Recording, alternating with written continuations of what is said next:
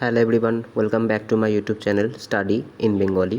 রেলের group D পরীক্ষা 2025-এর জন্য আমরা ফিজিক্সের ম্যাথসের স্পেশালি ডেডিকেটেড যে ক্লাসটা শুরু করেছিলাম, অনেক দিন ধরে সেই ক্লাসটা করানো হয়নি তোমাদের। আজকে আবার কিন্তু ফিজিক্সের নিউমেরিক্যালসের আমরা একটা স্পেশাল ক্লাস নিয়ে এসেছি।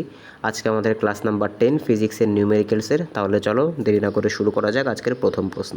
দেখো, প্রথম প্রশ্ন হচ্ছে ওয়ার্ক আর এনার্জি চ্যাপ্টার থেকে। প্রথম প্রশ্ন কি বলেছে দেখো, যে একটি 20 কেজি ভরের বস্তু 5 মিটার ওপরে তোলা হয়েছে। ঠিক আছে, একটি 20 কেজি ভরের বস্তু 5 মিটার ওপরে তোলা হয়েছে। যদি জি এর মান 10 মিটার পার সেকেন্ড স্কোয়ার হয় তাহলে কাজ কত হয়েছে।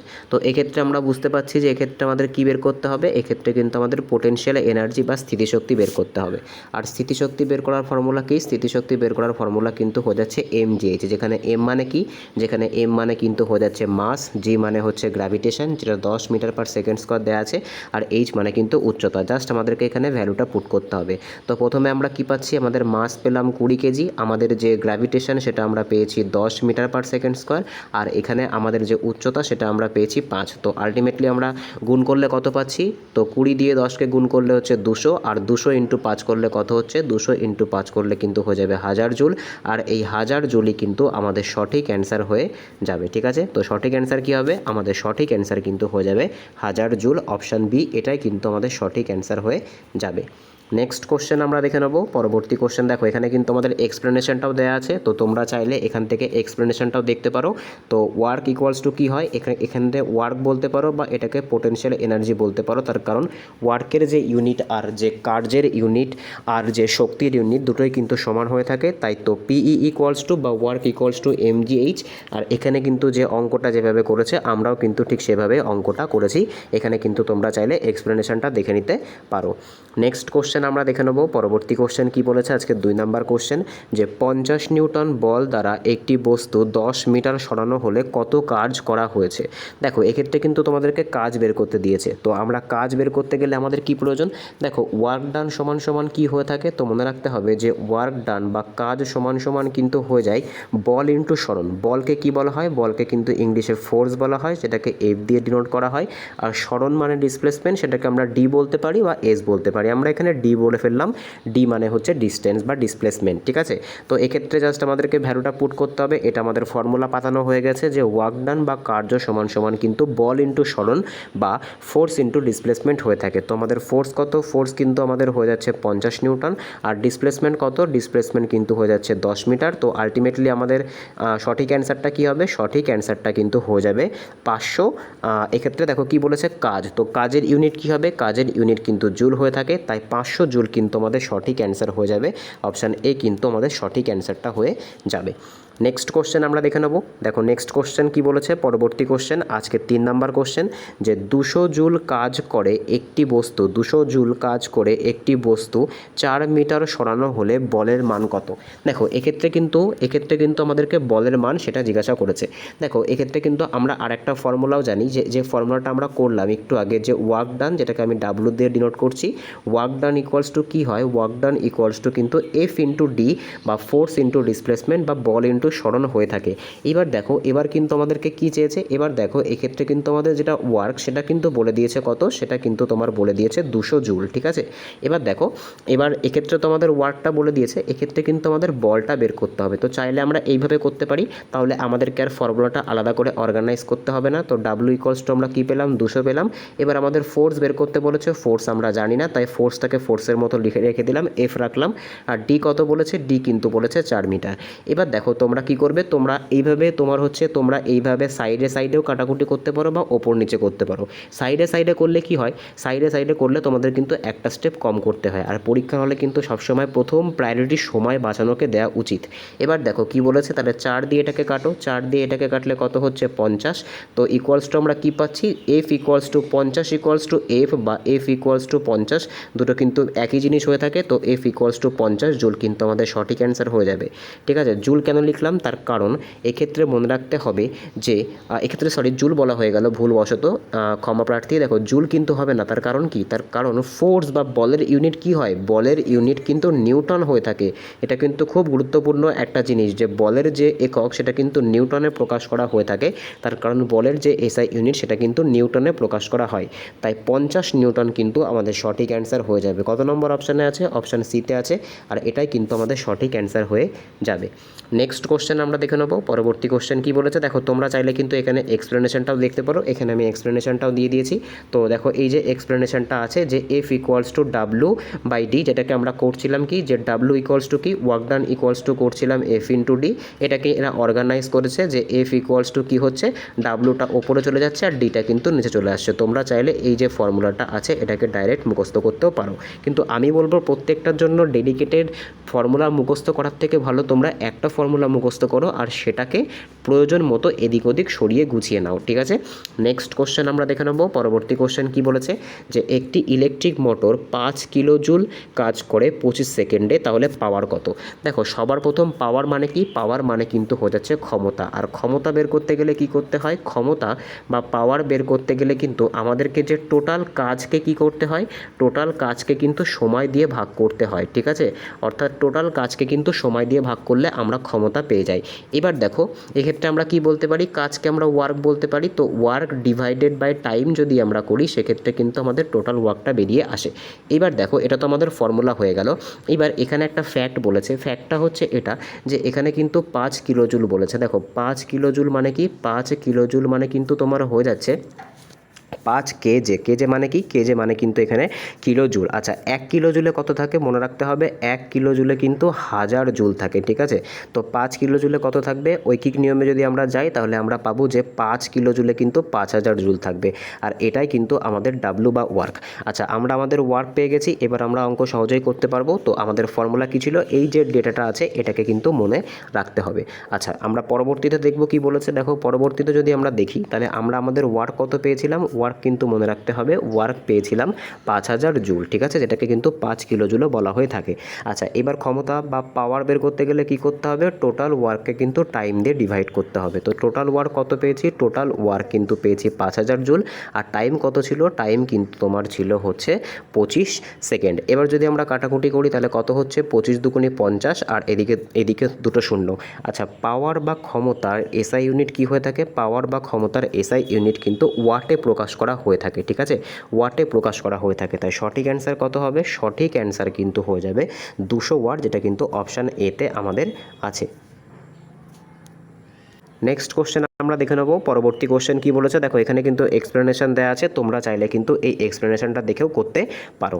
নেক্সট কোশ্চেন আমরা দেখে নেব। পরবর্তী কোশ্চেন কি বলেছে আজকের 5 নম্বর কোশ্চেন, যে একটি মেশিন 75% দক্ষতা সহ 300 জুল উপযোগী কাজ করে, প্রাপ্ত শক্তি কত? দেখো এক্ষেত্রে প্রাপ্ত শক্তি বের করার কিন্তু একটা ফর্মুলা আছে যখন এই পার্সেন্টেজের অঙ্কগুলো দেবে।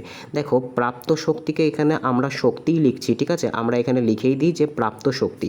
দেখো প্রাপ্ত শক্তি বের করার কিন্তু একটা ফর্মুলা আছে। প্রাপ্ত শক্তি বের করতে গেলে কিন্তু তোমাদের যে পরিমাণ কার্য হয়েছে সেই কার্য গুণ কত করতে হবে? কার্য গুণ কিন্তু এখানে আমি পার্সেন্টেজটা লিখলাম, ঠিক আছে, কার্য গুণ পার্সেন্টেজ কিন্তু তোমাদের করতে হবে প্রাপ্ত শক্তি বের করতে গেলে। আচ্ছা এক্ষেত্রে আমাদের কার্য কত হয়েছে? এক্ষেত্রে আমাদের কার্য কিন্তু হয়েছে 300 জুল, আর আমাদের পার্সেন্টেজ কত? 75%। আচ্ছা 75% মানে কি? পার্সেন্ট মানে আমরা জানি যে নিচে 100 হয়ে থাকে।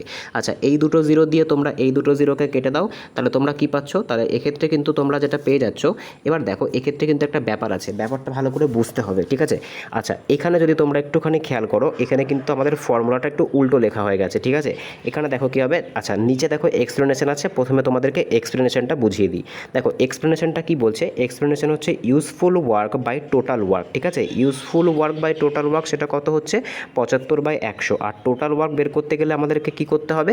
দেখো টোটাল ওয়ার্ক বের করতে গেলে কিন্তু আমাদের টোটাল কার্যকে কী করতে হবে? পার্সেন্টেজ পার্সেন্টেজ যেটা আছে সেটার উল্টোটা দিয়ে ভাগ করতে হবে। অর্থাৎ 75% বলেছে, তাহলে 75 আগে আর 100 নিচে থাকবে। কিন্তু ইউজফুল এনার্জি যেটা প্রাপ্ত শক্তি সেটা বের করতে গেলে কিন্তু আমাদেরকে আমাদের যে পার্সেন্ট সেটাকে ওপরে রাখতে হবে, আর যে 75 সেটা কিন্তু নিচে রাখতে হবে। অর্থাৎ 75%-এর নিরিখে কিন্তু আমাদের উত্তরটা বার করতে হবে।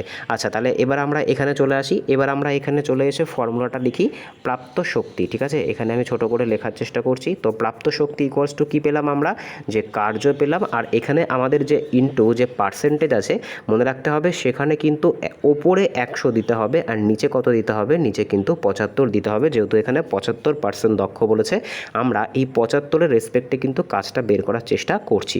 আচ্ছা, এবার দেখি আমরা আমাদের কার্য কত পেলাম। কার্য কিন্তু পেলাম 300 জুল, আর এক্ষেত্রে হচ্ছে আমাদের 100 ওপরে চলে যাচ্ছে, আর আমরা 75-এর রেসপেক্টে বের করছি। তো কাটাকুটি করলে কত হচ্ছে, যদি আমরা 25 দিয়ে কাটাকুটি করি তাহলে 4 25 হচ্ছে 100, আর 3 25 75। 3 দিয়ে যদি তুমি 100-কে কাটো তাহলে তুমি কত পাবে, 100।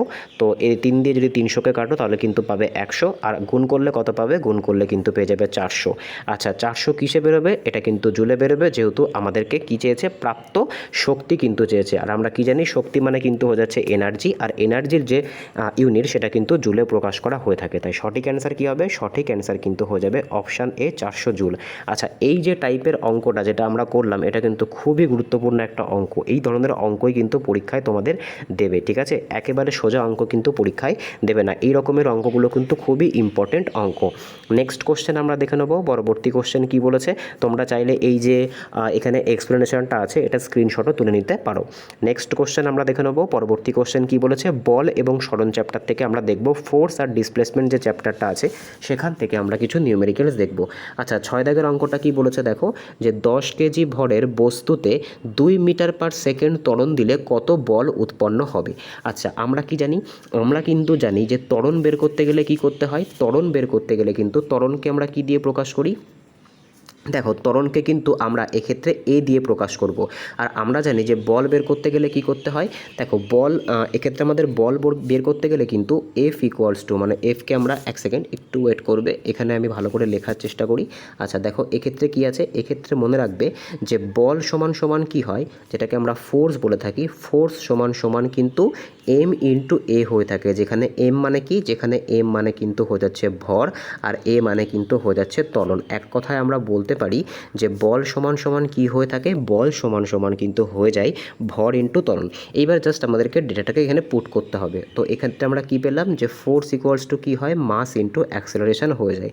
তো আমাদের এখানে ফোর্স বের করতে হবে, তো ফোর্সকে যেমন আছে রাখলাম, মাস কত বলেছে 10 কেজি, আর এক্ষেত্রে আমাদের ত্বরণ কত বলেছে, ত্বরণ কিন্তু বলেছে 2 মিটার পার সেকেন্ড স্কোয়ার। তো উত্তর কত হবে, উত্তর কিন্তু হয়ে যাবে 20 নিউটন। কেন নিউটন হলো, তার কারণ বলের যে এসআই ইউনিট সেটা কিন্তু নিউটনে প্রকাশ করা হয়ে থাকে। তাই অপশান সি কিন্তু আমাদের অপশান সি না, সরি, অপশান যে এ আছে সেটা কিন্তু আমাদের সঠিক অ্যান্সার হয়ে যাবে 20 নিউটন। আশা করি বোঝাতে পেরেছি। কারোর যদি কোনো রকম প্রবলেম থাকে অবশ্যই কিন্তু তোমরা কমেন্টে জানাবে।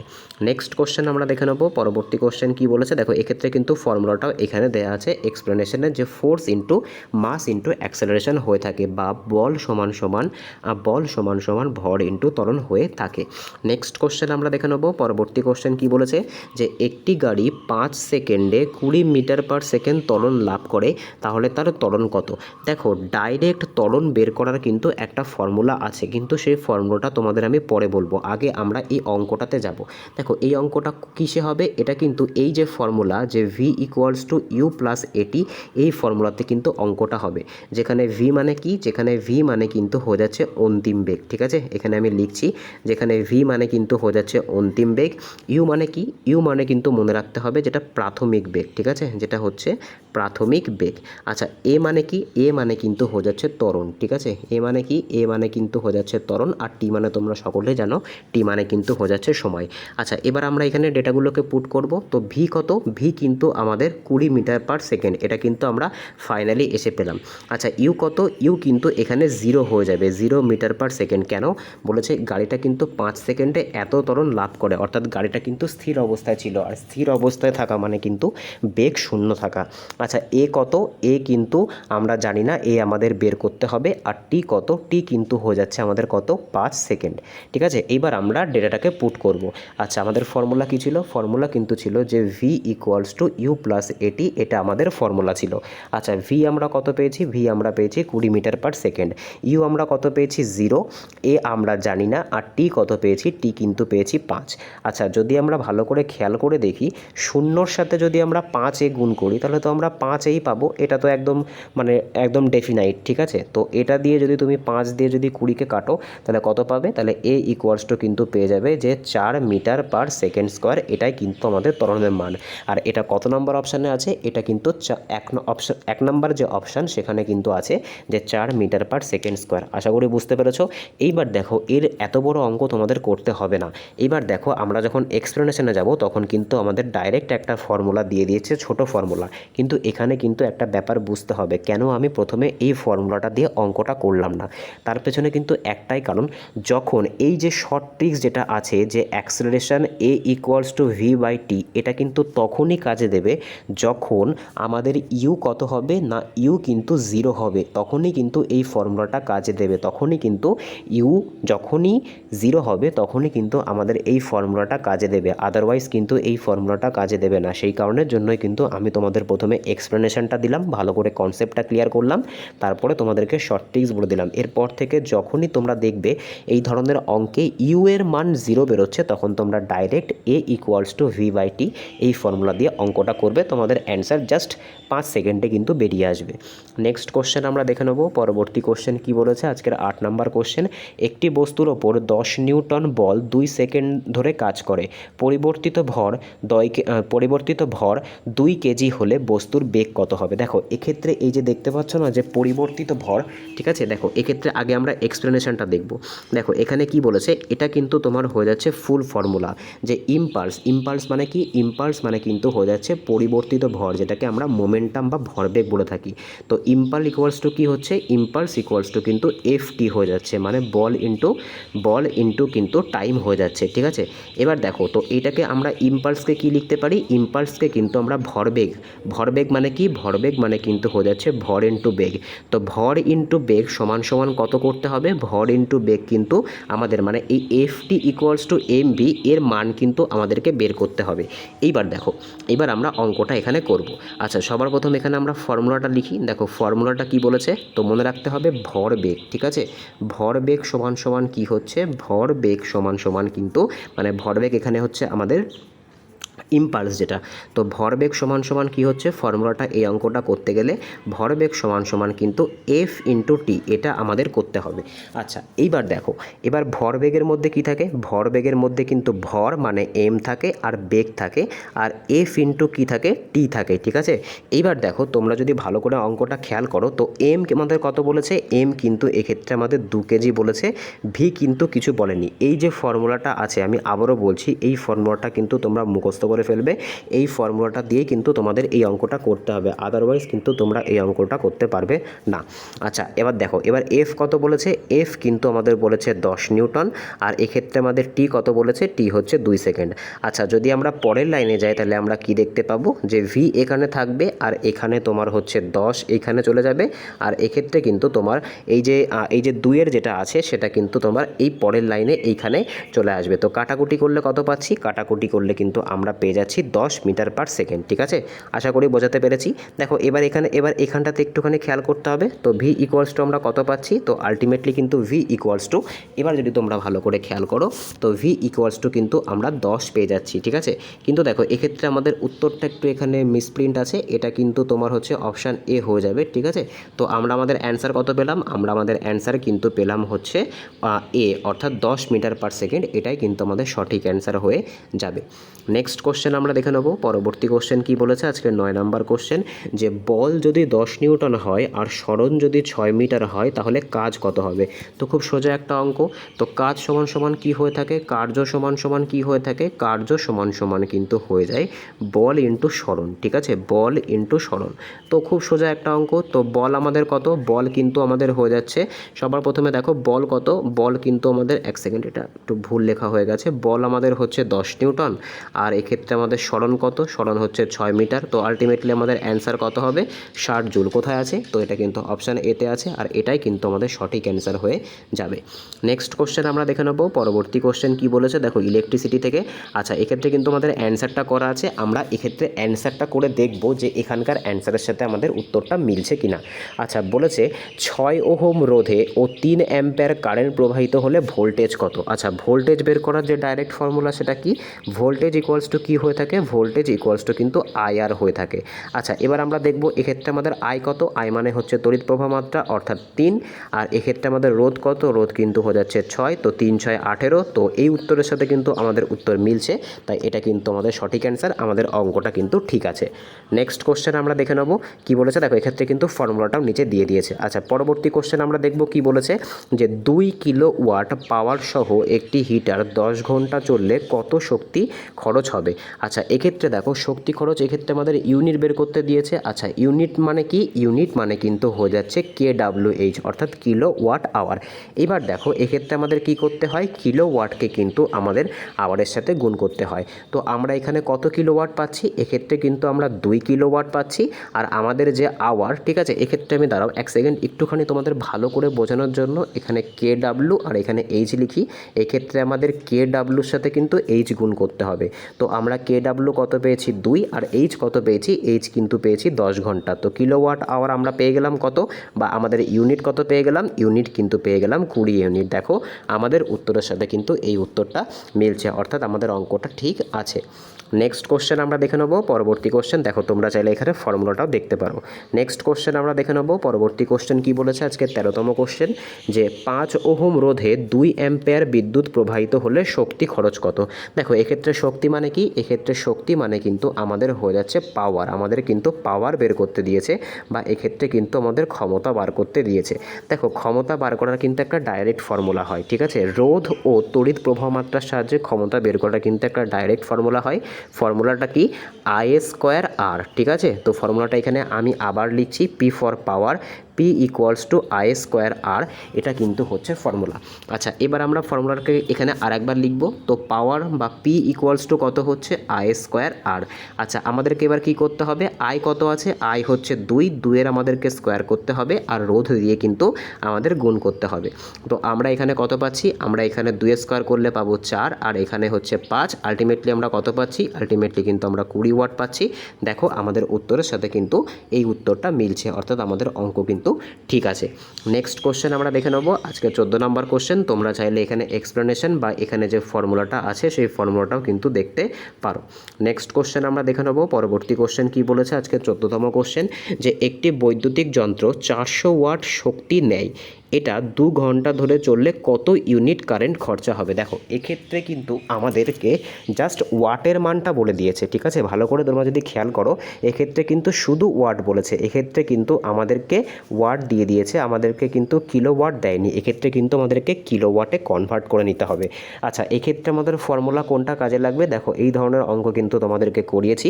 এই যে ক্ষেত্রে কিন্তু আমাদের ওয়াট আওয়ার বাই 1000, এই যে ফর্মুলাটা ছিল, এই ফর্মুলাটা কিন্তু কাজে লাগবে। এটা কিন্তু ইউনিট বের করার বা KWH বের করার ডাইরেক্ট ফর্মুলা, ঠিক আছে, পার হাজারে কত তোমার হচ্ছে শক্তি খরচ হচ্ছে।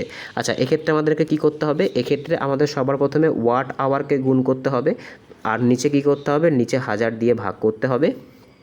তো ওয়াট আওয়ার আমরা কত পাচ্ছি, ওয়াট আওয়ার পাচ্ছি কিন্তু 400, আর এখানে হচ্ছে 2, আর এখানে আমাদের 1000 দিয়ে কিন্তু ভাগ করতে হবে, ঠিক আছে, 1000 দিয়ে ভাগ করলে কত হবে, এটা 8, হ্যাঁ এটা কিন্তু তোমার হচ্ছে 800, ঠিক আছে, এটা কিন্তু 8 লেখা, হ্যাঁ এটা কিন্তু তোমার হচ্ছে 8 লেখা, এটা একটা বাংলা একটা ইংলিশে পড়েছে, এটা কিন্তু তোমার 8 হবে, ঠিক আছে। এক সেকেন্ড একটু দেখবে, এক সেকেন্ড একটু খেয়াল করবে, এটা যদি কাটি তাহলে 1.6 আসছে। 2 ঘন্টা, ওয়াট আওয়ার 400। হ্যাঁ, এটা কিন্তু 400, আমার এখানে লেখা ভুল হয়েছে, ঠিক আছে। এটা এটা 400, এটা ঠিকই আছে। তো দেখো এটা হচ্ছে ওয়াট আওয়ার আর নিচে কিন্তু হয়ে যাচ্ছে তোমার 100, এই 1000 সরি। এইবার তোমরা করতে পারবে, এটা 400 ইংলিশ আর বাংলাতে কিন্তু গুলিয়ে গেছিলো। আচ্ছা এইবার দেখো এটা কিন্তু হয়ে যাচ্ছে 1000।